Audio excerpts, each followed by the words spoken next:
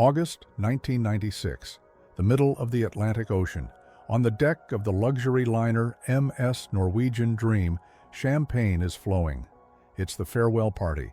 The music is loud, the air smells of expensive perfume, and right in the center of it all stands a giant. Derek Smith, 6'6", a former NBA star who went toe-to-toe with Michael Jordan. He is 34 years old, built like a tank, and looks invincible. He's laughing with his friends, holding a cocktail, celebrating life. And then, lights out. No warning, no clutching his chest. 1 second, he is the strongest man in the room. The next, he hits the floor with a thud that silences the music. Panic erupts. His wife screams.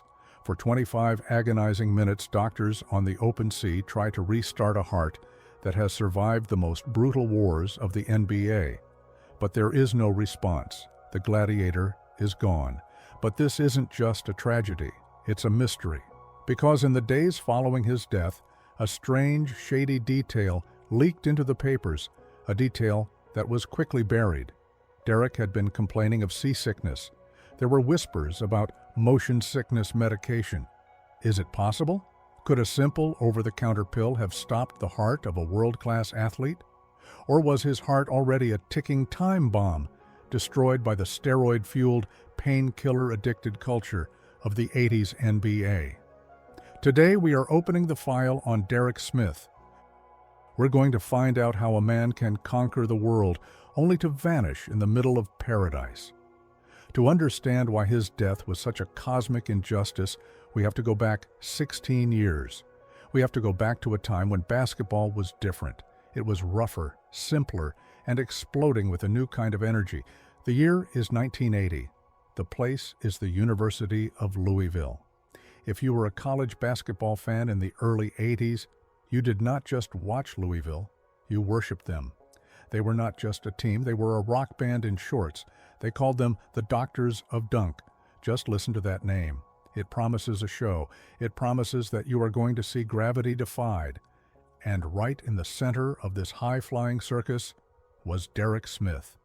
He was number 43, but he played like number 1. Alongside Darrell Griffith, known as Dr. Duncanstein, Derek Smith helped turn the Louisville Cardinals into a national phenomenon. They were fast, they were ferocious, and they played above the rim. In 1980, they marched all the way to the NCAA championship. They crushed UCLA in the final, 59-54. Derek was not just a passenger on this ride. He was the engine. He scored 9 points in that final game, but his impact went far beyond the box score. He was the muscle, the hustle, the guy who made the impossible seem routine. But listen closely, because I am about to tell you something that most history books have conveniently forgotten. You know the high five? That gesture you use every day? When your favorite team scores, when your kid does something good, when you greet a friend, you slap hands, high five. It is the most universal gesture of celebration in human history. Well, sit down for this. There is a very strong, very credible legend that says Derek Smith and his teammate Wiley Brown invented the high five during that 1980 season. The story goes that during a practice session, Wiley Brown tried to give Derek a low five, which was the standard cool greeting of the 70s, but Derek looked at him and said, "No, man, up high, go up high." They slapped hands above their heads. It felt electric. It felt like victory. They started doing it in games. The cameras caught it. The fans saw it. And suddenly, the whole world was doing it. Think about that. Every time you high-five someone, you might be paying a tiny, unconscious tribute to Derek Smith. He was a cultural icon before he even earned his first paycheck. By the time he graduated in 1982, he was leaving as a champion. He was one of the most recognizable faces in college sports. He had the ring, he had the fame, he had the body of a Greek god. The world was at his feet. He looked at the NBA draft and saw his future paved with gold. He thought the hard part was over. He thought the red carpet was rolled out. Oh, how wrong he was. He had no idea that the Doctors of Dunk era was the last time things would be easy for him. The real world was waiting around the corner with a baseball bat, ready to bring him to his knees. Imagine the ego of a young man who has just conquered the world. You are a national champion. You are a local hero. You have invented a cultural phenomenon. You expect the NBA teams to be fighting over you like dogs over a prime steak. You put on your best suit.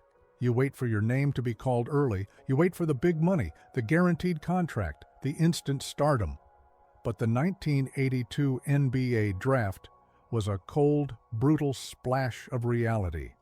The names started rolling off the board. James Worthy, Terry Cummings, Dominique Wilkins, legends. Derek waited and waited. The first round ended. Silence. Can you imagine the knot forming in his stomach? The whispers in the room? Why is nobody taking Smith? What do they know that we don't? Finally, with the 35th pick overall, deep in the second round, the Golden State Warriors called his name, 35th. For a champion, that is not an honor, that is an insult. In the NBA of the early 80s, a second-round pick was treated like disposable cargo. You were not an investment.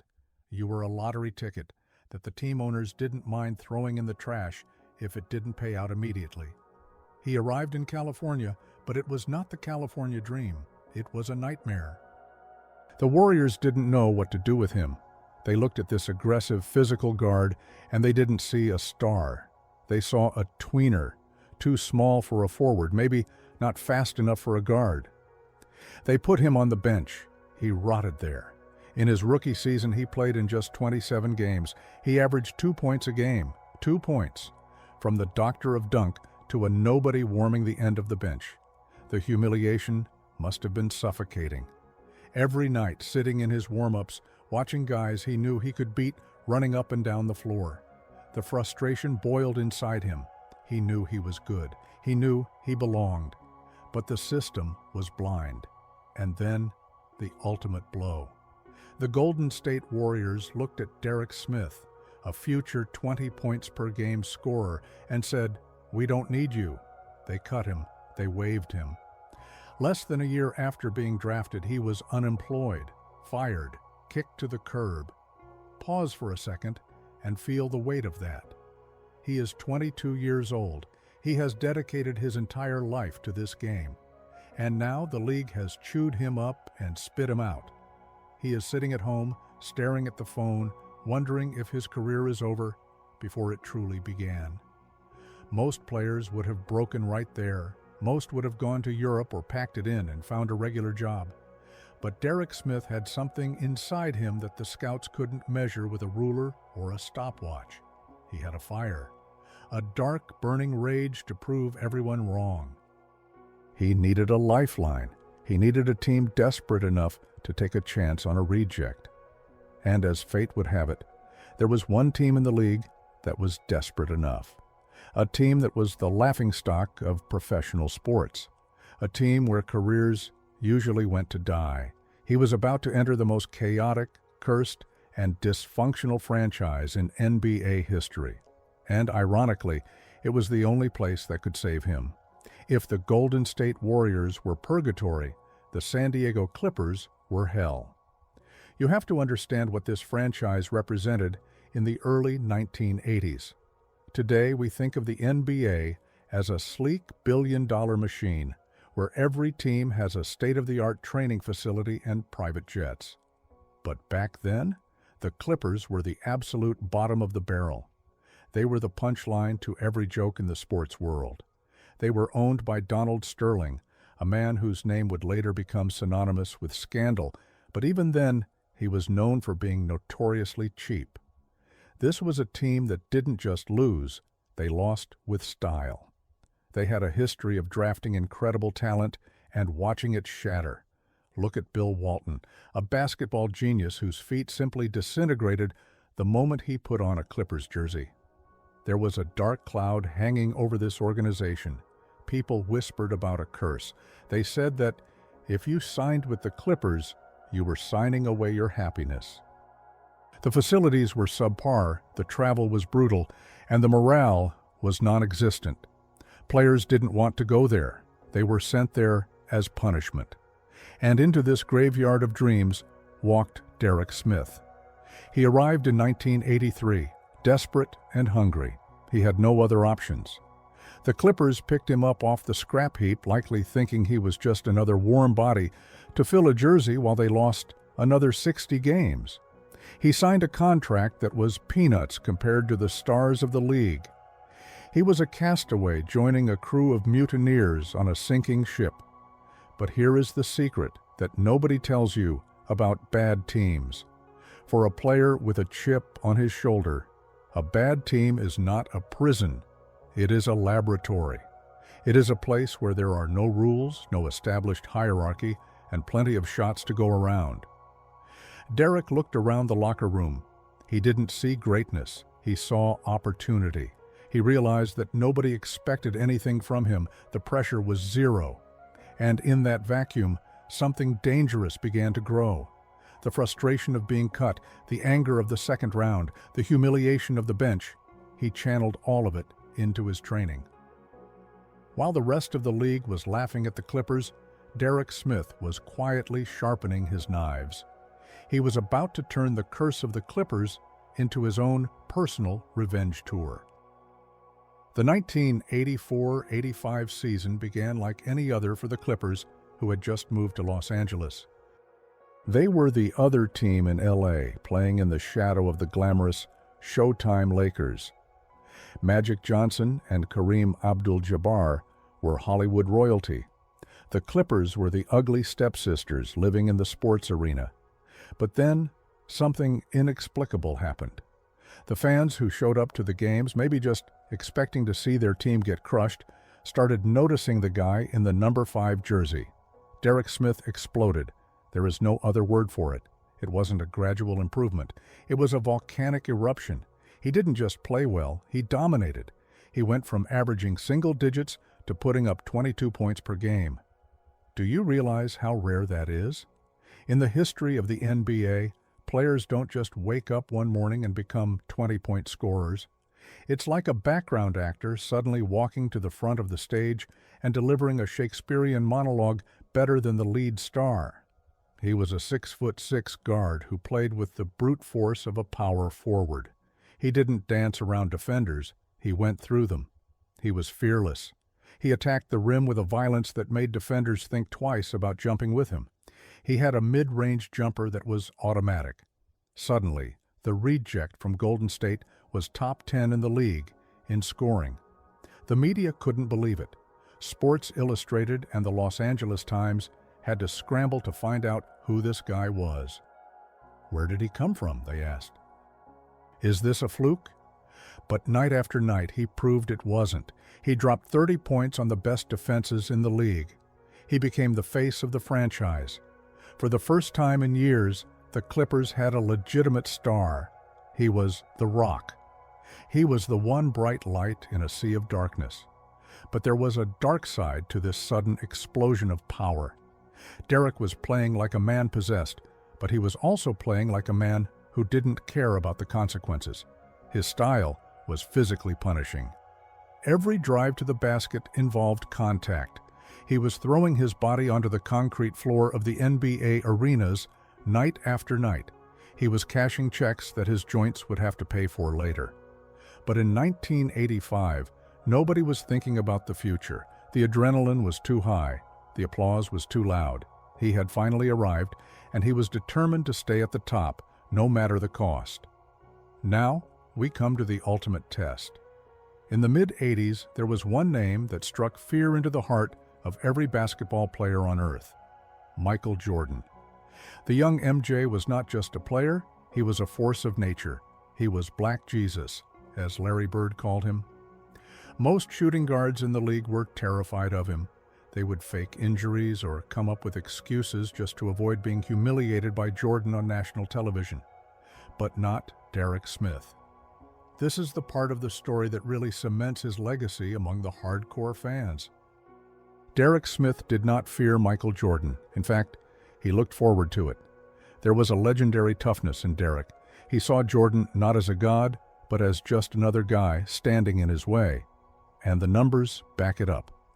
During that magical 84/85 season when the Clippers played the Bulls, it wasn't a slaughter, it was a shootout. There were nights where Derek Smith matched Jordan shot for shot. Imagine the scene, the Chicago Stadium, the roaring crowd, Jordan flying through the air with his tongue out. And there is Derek Smith, not backing down, bodying Jordan up, forcing him to work on defense, and scoring right back in his face. There is a famous quote attributed to Jordan from those years, where he lists the toughest defenders and competitors he faced. Derek Smith's name was always in the conversation. Why? Because Derek was strong. He was physically stronger than the young Michael. He used his weight and his aggression to throw Jordan off his rhythm. It was a clash of styles, Jordan's aerial ballet against Smith's street fight brawling. In one memorable stretch, Derek averaged nearly 30 points against the Bulls. He wanted to send a message.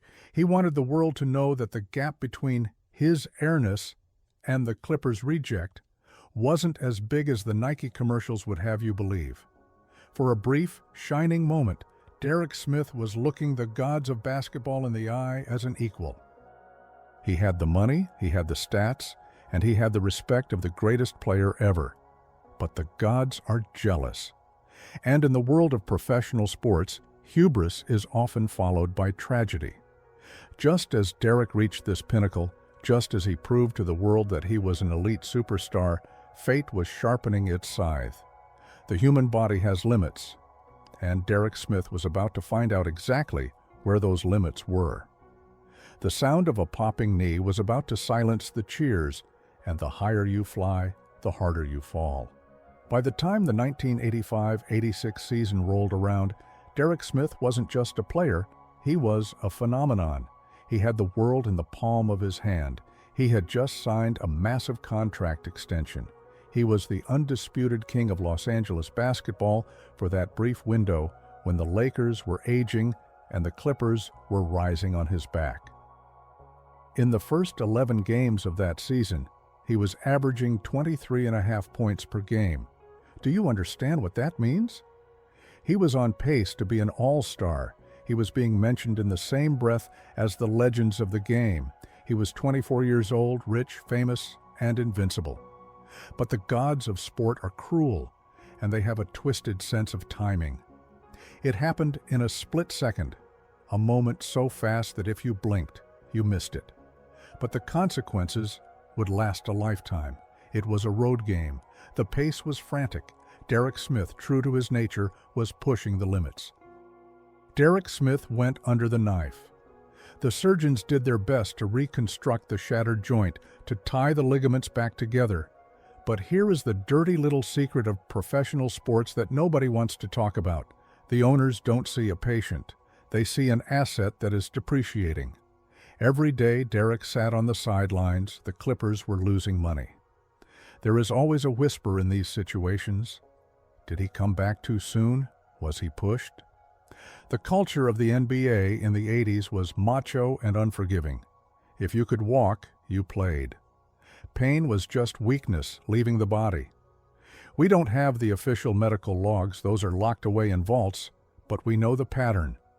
Players were routinely pumped full of anti-inflammatories, cortisone shots, and painkillers just to get them through a practice. Imagine what that does to a human body. You are masking the body's natural alarm system. Your knee is screaming, "Stop!" But the drugs are whispering, "Go." Derek Smith was a warrior. He wanted to play. He didn't want to be the guy collecting a check in a suit. So he fought back. He spent hours in the gym, lifting weights, trying to build a fortress of muscle around that fragile knee. When he finally returned to the court, the heart was still there. The basketball IQ was still there. But the explosion? That lightning-fast first step that made him unguardable? It was gone. Stolen by the surgeon's scalpel. He was still a good player, a strong player. But he wasn't him anymore, and the league, like a pack of wolves, smells blood. They knew he was wounded. They knew they could guard him now. The tragedy wasn't that he couldn't play. The tragedy was watching a Ferrari trying to race with a flat tire. If the injury broke his body, what happened next tried to break his spirit. The Los Angeles Clippers, the team he had saved from total irrelevance, the team he had given his knee for, decided he was no longer useful. In 1986, they traded him to the Sacramento Kings. It was a cold business move. Thanks for the memories, Derek, but you're damaged goods now. Goodbye. He was packed up and shipped to Sacramento, another struggling franchise. Can you imagine the betrayal? You give your blood and sweat, you destroy your body for a logo, and they discard you the moment you aren't perfect. In Sacramento, Derek tried to reinvent himself. He couldn't fly over people anymore, so he became crafty. He used his strength. He posted up smaller guards. He averaged 16 points a game in the 86/87 season, a miracle considering what he had been through. It was a testament to his sheer willpower. But the Kings were a mess. They lost constantly. He was putting up numbers in a vacuum. Then came the move to the Philadelphia 76ers. Now this was interesting. He was teaming up with Charles Barkley. For a moment, there was hope. Maybe he could be the veteran piece that helped them win. But by now, the injuries were piling up like cars in a highway pileup. It wasn't just the knee anymore. It was the back, the ankles, the compensatory injuries that happen when your body is out of alignment. He became a journeyman, a suitcase. The glorious star who once battled Jordan was now fighting just to get minutes in the rotation. He saw the look in the fans' eyes. It wasn't awe anymore. It was pity. Remember when Derek Smith used to dunk, they would say, "That kind of talk eats a man alive. It destroys the ego." He spent these years fighting a war on two fronts, one against the opponents on the court and one against his own crumbling body. Every morning was a struggle to get out of bed. Every game was a roll of the dice. And yet, he kept going. Why? Because ball was life. Because he didn't know who he was without the jersey. But as the decade turned and the 90s approached, the writing was on the wall. The end was coming, and it was coming faster than anyone expected. There is something hauntingly beautiful and incredibly sad about the Boston Celtics in the early 1990s. This was once the greatest dynasty in the history of the sport. The green and white, the parquet floor, Larry Bird, Kevin McHale, Robert Parrish. But by 1990, the kingdom was crumbling. The legends were old, their backs were broken, their feet were failing. The Garden, once a fortress, was starting to feel like a museum. And into this twilight of the gods walked Derek Smith. It was his final stop. He signed with the Celtics, hoping perhaps for one last run at glory, or maybe just wanting to wear the jersey of a winner before the lights went out. He was 29 years old. In normal life, 29 is a kid. In the NBA, for a guy with reconstructed knees, 29 is a geriatric patient. He looked around the locker room and saw his own reflection in the eyes of Larry Bird. Bird was spending more time lying on the floor with heating pads on his back than he was practicing. McHale was limping on a broken foot. And Derek? Derek was a shell. He managed to play in just 2 games for the Celtics in the 90-91 season. 2 games. Think about the cruelty of that. He sat on the bench wearing the most famous uniform in basketball, listening to the roar of the Boston crowd, but he couldn't be a part of it. His body had finally staged a mutiny. It refused to cooperate.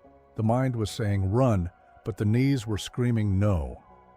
In 1991, with little fanfare, Derek Smith announced his retirement.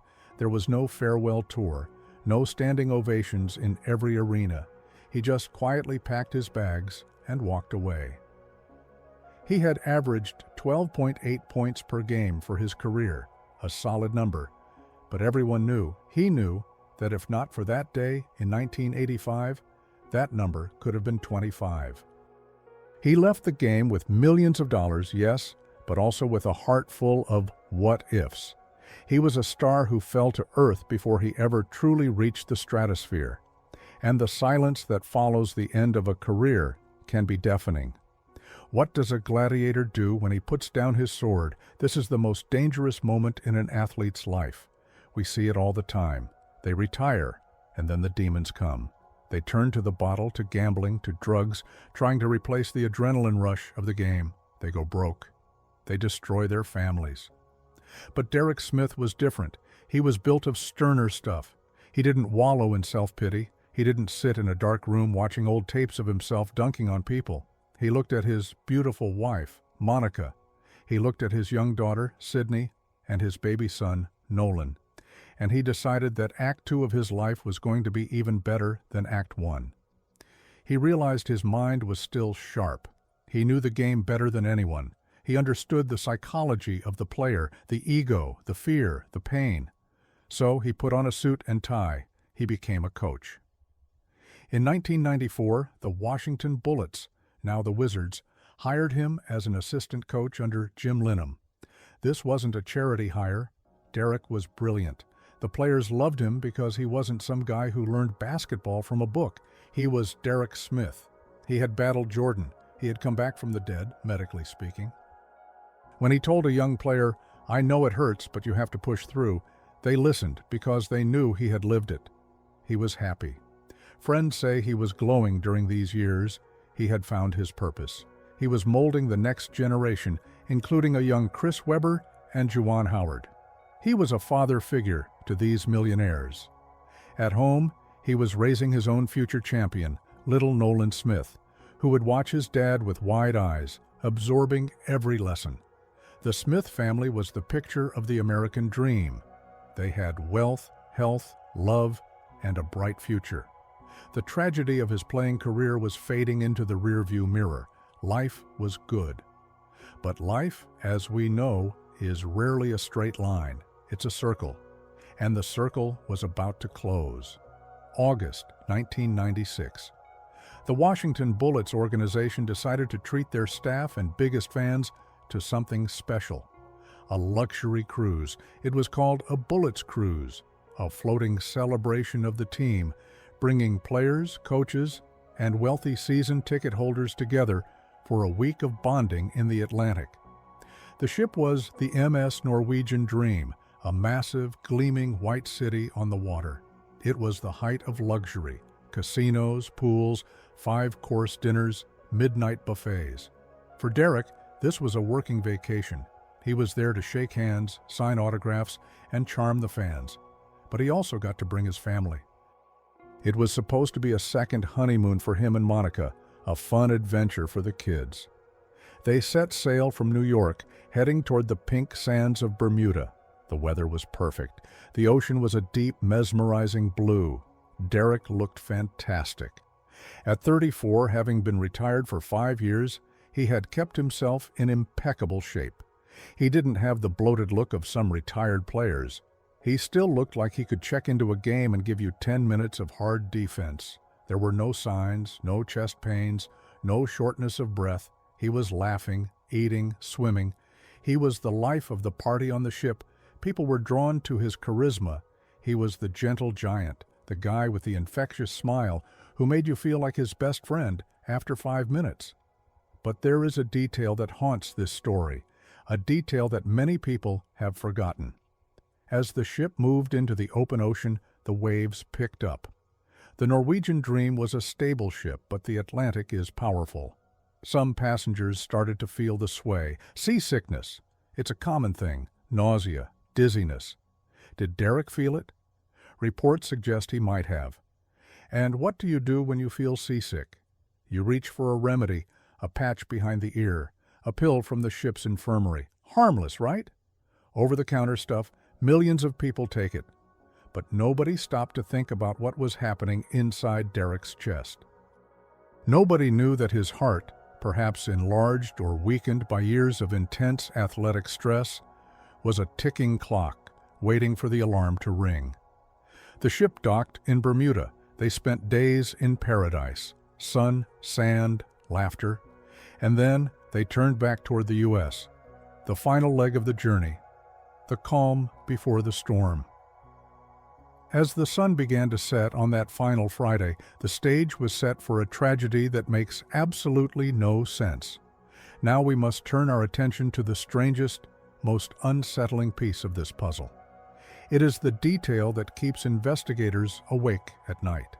It is the detail that transforms this from a sad natural death into a mystery that feels like it belongs in an Agatha Christie novel. According to early reports that surfaced in the days following the tragedy, reports that were quietly buried in the back pages of newspapers like the Spokesman Review, Derek Smith had been complaining of seasickness.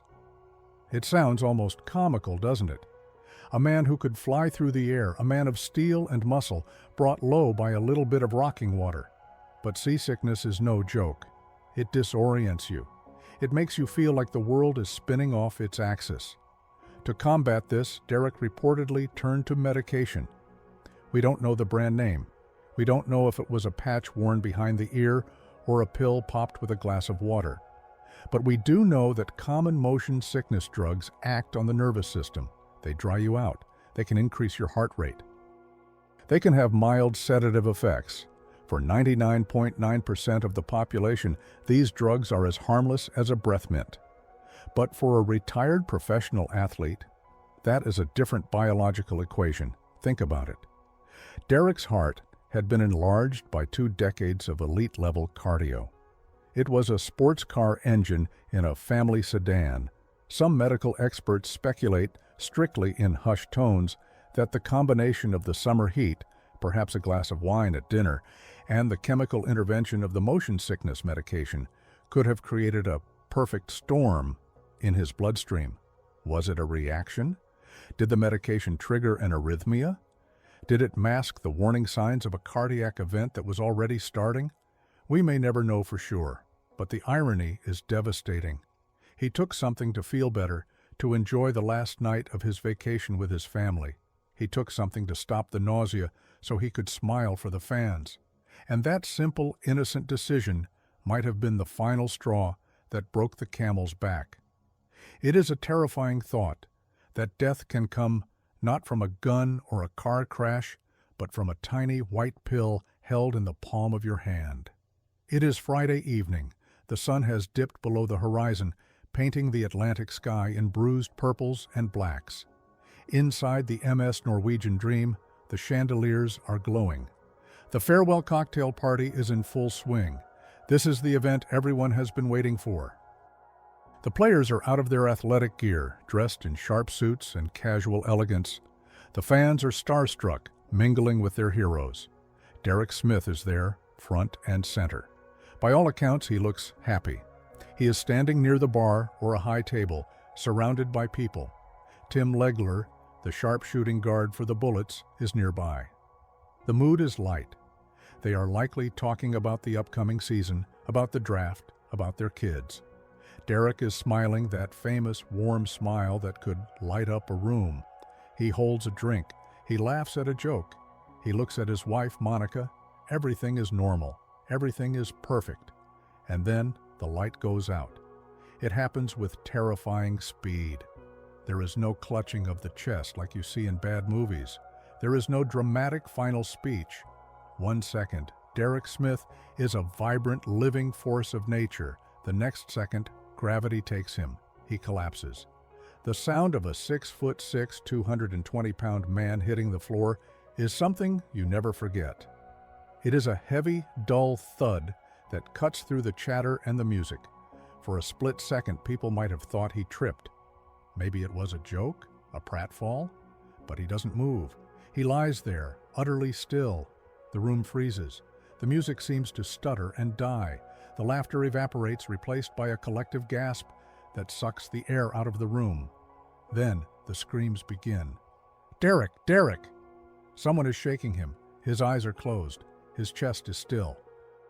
The chaos that follows is primal. People are pushing back, giving him space, while others rush forward.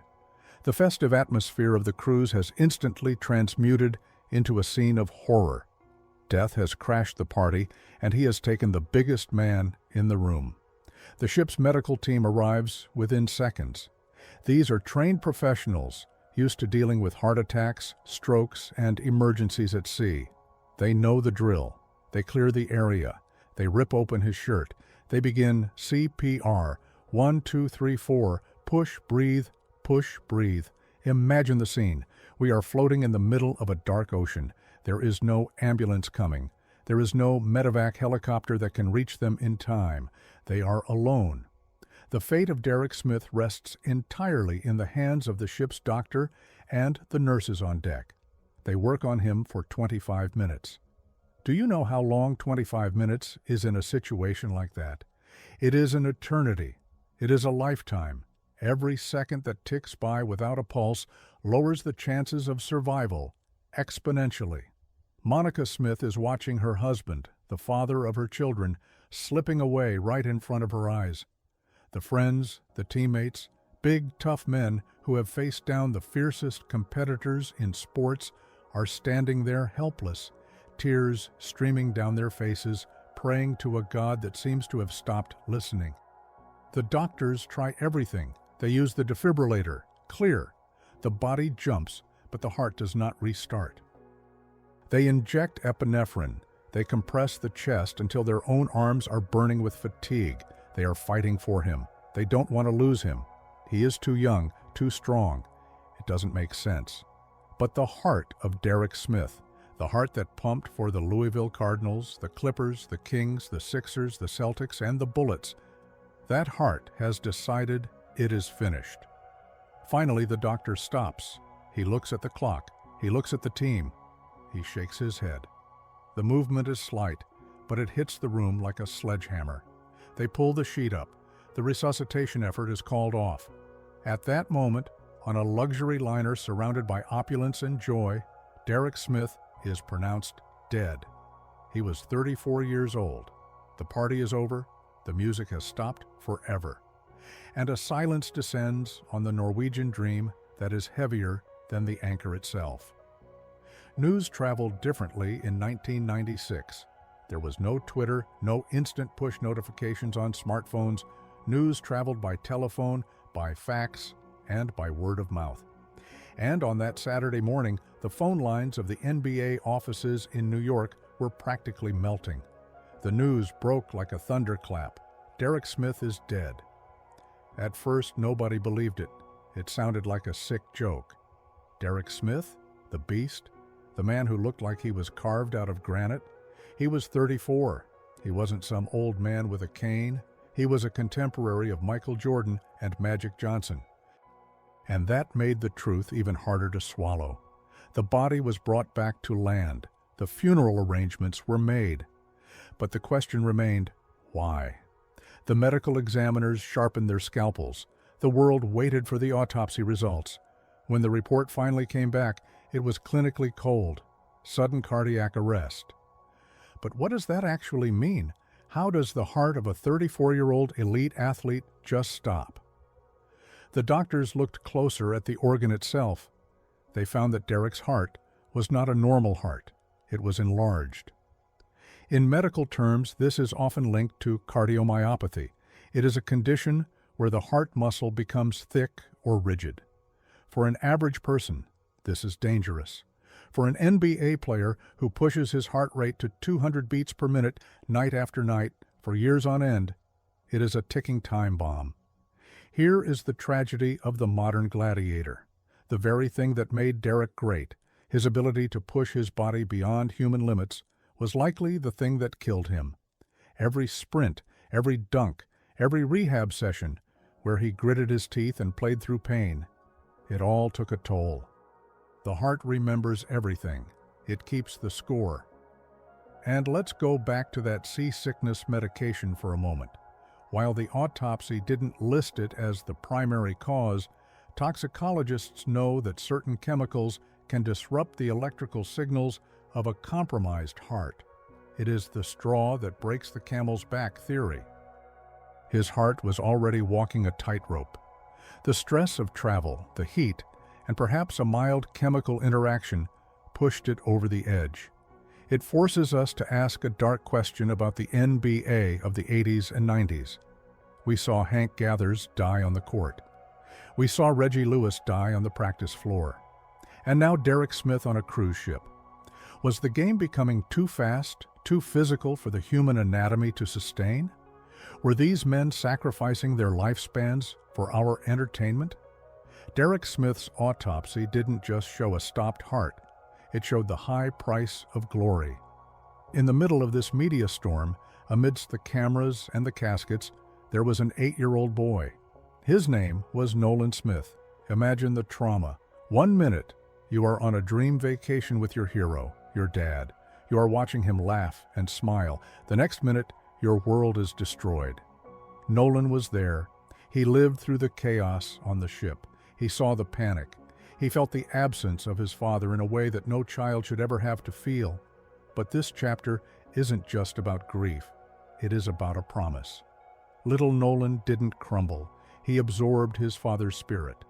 As he grew up, people started to notice something. He walked like Derek. He smiled like Derek. And when he picked up a basketball, he played like Derek. Nolan Smith dedicated his entire existence to keeping his father's name alive. He got a tattoo of his father's face on his arm so that every time he shot a ball, his dad was right there with him, rising up to the rim. He went to Duke University, a rival of his dad's Louisville, yes, but he did it to forge his own path while honoring the bloodline.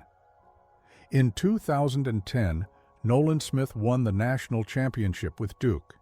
It was exactly 30 years after his father won it with Louisville. 30 years. A perfect poetic cycle. When the confetti fell, Nolan wasn't just looking at the cameras, he was looking up. He spoke openly about feeling his father's presence on the court. He said, "I know he's watching." It is the only silver lining in this dark cloud. Derek Smith's career was cut short, and his life was stolen, but his DNA refused to quit. Through his son, he finally got to finish the game. He got to lift the trophy one more time. It is a story of love that is stronger than death, a bond between father and son that not even the Atlantic Ocean could wash away. We need to zoom out for a moment. We need to look at the bigger picture. When we talk about the curse of the Clippers, we usually mean bad luck. We mean weird injuries, bad draft picks, and losing streaks. But is it really just luck? Or was Derek Smith a victim of something much more tangible? Let's be honest about the Los Angeles Clippers of the 1980s. They were run by Donald Sterling, a man who viewed his players as cattle. He was famous for cutting corners. While the Lakers had the best trainers, the best doctors, and the best travel accommodations, the Clippers were flying commercial and staying in budget hotels. You have to ask yourself, if Derek Smith had been drafted by the Lakers or the Celtics in 1982, would his knees have exploded? Would his heart have been under the same amount of stress? In a first-class organization, players are protected. Their minutes are managed. Their injuries are treated with the utmost caution because the team wants to protect its investment. But Derek was the engine of a broken machine. He had to do everything. He had to score, rebound, defend, and carry the emotional weight of a losing franchise. He was driving a car with the check engine light on at 100 miles an hour because nobody else was going to drive it. For 30 years after Derek left, the Clippers remained a graveyard. It wasn't until very recently that they shed that reputation. But Derek Smith remains the ultimate symbol of that dark era. He gave them his youth. He gave them his health. He gave them the only relevancy they had for a decade. And what did he get in return? A broken body and a one-way ticket to Sacramento. His death forces us to confront the ugly truth about professional sports. We cheer for the dunks, we buy the jerseys, but we rarely think about the toll the game takes on the men who play it. We don't see the painkillers. We don't see the enlarged hearts. We don't see the guys dying at 34. Derek Smith wasn't just a casualty of bad luck. He was a casualty of a system that grinds human beings into dust for profit. And so we come to the end of our journey. The ship has docked. The party is over. The lights have dimmed. What is the legacy of Derek Smith? It is easy to remember him for how he died. The death cruise, the seasickness mystery. It is a sensational story, the kind that people whisper about at cocktail parties. But that is not how he deserves to be remembered. That is not the story of Derek Smith. I want you to close your eyes and picture something else. Picture the year 1985. Picture the Los Angeles sports arena. The crowd is on its feet. Derek Smith catches the ball on the wing. He takes one dribble, hard and fast. He elevates. He rises up, defying gravity, soaring over the defenders who are frantically trying to pull him down to earth. For that split second, he is flying. He is powerful. He is alive. He was a man with a common name, Smith, who possessed uncommon talent. He was the underdog who was told he wasn't good enough, who was cut, who was humiliated, and who answered by becoming one of the best scorers on the planet. He looked Michael Jordan in the eye and didn't blink. The tragedy of his life is not that it ended too soon, although 34 is far too young. The tragedy is that he never got to enjoy the sunset. He spent his whole life running, fighting, climbing, and just when he reached the top, just when he could finally sit back on a deck chair in the middle of the ocean and breathe, the clock stopped. So the next time you see a highlight reel of the old NBA, or the next time you high-five a friend, take a second to remember number 5. Remember the man who gave everything he had until his heart literally could not give another beat. The ocean is vast and silent.